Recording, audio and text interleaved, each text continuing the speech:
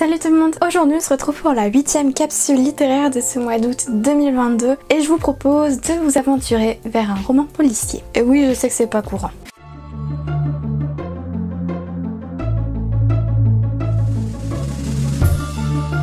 On va donc parler de Femme sans merci de Camilla Läckberg, qui est le premier roman nouvelle que j'ai lu de l'autrice. J'en ai beaucoup entendu parler, mais jusque là je n'osais pas trop m'aventurer vers son travail. Pour aucune véritable raison d'ailleurs. Alors, c'est un roman très court, c'est pour ça que je suis à la limite de dire qu'il s'agit plus d'une nouvelle qu'autre chose, qui va parler de 3 femmes, toutes coincées dans des unions, dans des mariages qui sont pas forcément très avantageux au niveau du moral, au niveau de l'épanouissement, j'aurais envie de dire, de chacune d'entre elles, puisqu'on va voir d'un côté une certaine Ingrid Steen, si je le prononce bien, qui, elle pour le coup, alors c'était une journaliste et elle a plus ou moins été contrainte de renoncer à sa carrière pour s'occuper de ses enfants, alors que son mari est infidèle et a été promu éditeur en chef. Donc ça fait que le rapport de force évidemment est pas à son avantage et en même temps il la respecte absolument pas et que la colère monte progressivement. De l'autre côté on a Victoria Brunberg, si je le prononce bien encore une fois, qui elle est plus ou moins l'esclave de son compagnon puisqu'elle est coincée entre guillemets dans la cuisine où elle craint le retour de ce mari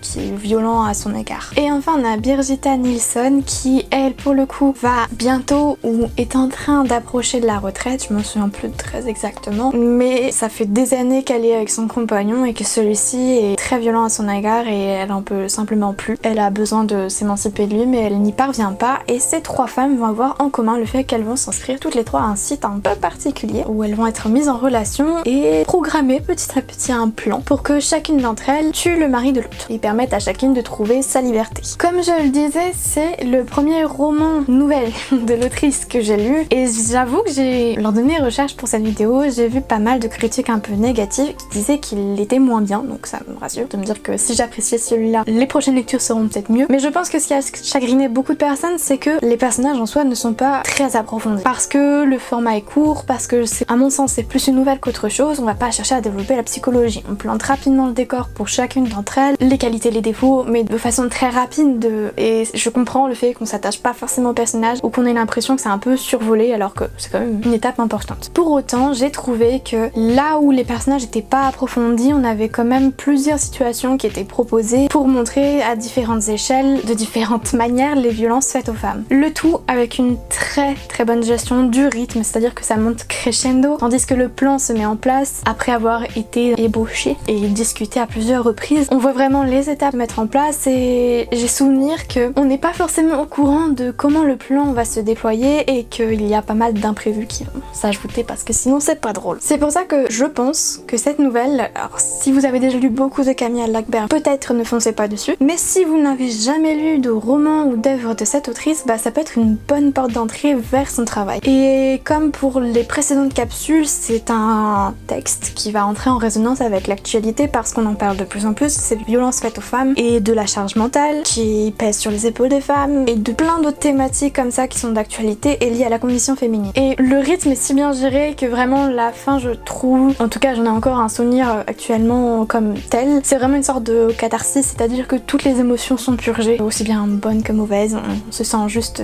ouais un peu vidé. On se sent mieux une fois que le roman est fini, que voilà, la situation est telle quelle. Je vous le dirai pas mais telle quelle. C'est pour ça que je pense que du fait de son format plutôt court, du peu de place qu'il prend et des thématiques, de la construction, de la bonne gestion du rythme, je pense vraiment que c'est un roman qui est susceptible de vous plaire et de vous accompagner pour les vacances 2022. Et dans tous les cas, je vous invite vivement à le lire, peut-être moins si justement vous avez trop lu de livres de cette autrice. Après, les goûts c'est subjectif et vous pouvez tout à fait le lire même si vous avez lu d'autres œuvres de cette autrice. Sur ce, moi je vais vous laisser et je vous dis à très bientôt pour une prochaine capsule. Salut!